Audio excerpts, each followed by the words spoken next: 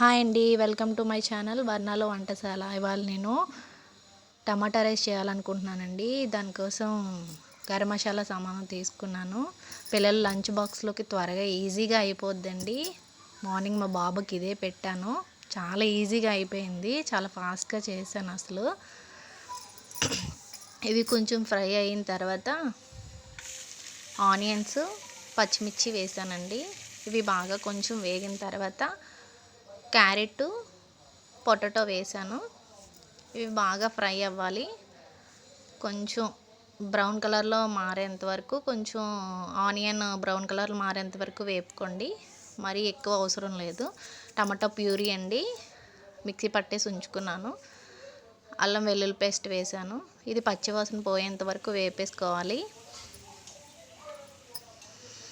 వేపేసిన తర్వాత ఇవి బాగా మగ్గిపోయిన తర్వాత లాస్ట్లో కొత్తిమీర, పుదీనా వేసానండి.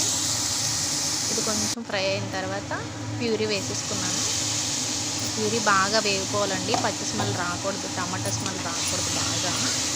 బాగా స్మెల్ రాకుండా వేగిపోతే బాగుంటుంది. ఇది బాగా మగ్గిపోయిన తర్వాత కొంచెం సాల్ట్ వేయండి. సరిపడా వేసుకున్నా పర్వాలేదు, లేదు లాస్ట్లో చూసుకునేటప్పుడు వేసుకున్నా పర్వాలేదండి. వాటర్లో చూసుకొని వేసుకున్నా పర్వాలేదు. బియ్యం నానబెట్టి పెట్టుకున్నానండి ముందుగా. నేను రైస్ నానబెట్టుకొని పెట్టుకున్నాను. ఒక 2 గ్లాసెస్ చేసుకున్నానండి. ఒక వంతుకి 2 వంతులు వాటర్ వేసుకున్నాను.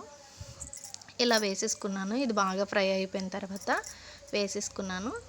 చాలా బాగా వచ్చిందండి. నాకైతే టేస్ట్ కూడా చాలా నచ్చింది. మా బాబు కూడా చాలా ఇష్టంగా తిన్నాడు. మా పిల్లలు ఇద్దరు కూడా బాగా ఇష్టంగా తిన్నారు. మాకు కూడా చాలా నచ్చింది. గరం మసాలా వేసాను లాస్ట్లో. గరం మసాలా వేసి బాగా కలిపేసుకొని టేస్ట్ చేశానండి. ఉప్పు చూసుకోవాలండి, ఎలా సరిపోయింది, బాగుంది అనేది చూసుకోవాలి. లాస్ట్లో కసూరి మేథి అని అది వేసానండి. అంతేనండి. కుక్కర్ పెట్టేశాను, మూత పెట్టేసి ఒక 2 విజిల్స్ వేయించుకున్నాను అంతే. చూడండి ఎంత బాగా వచ్చిందో, చాలా బాగుందండి. టేస్ట్ కూడా ట్రై చేయండి ప్లీజ్. లైక్ చేయండి, తప్పకుండా లైక్ చేయండి.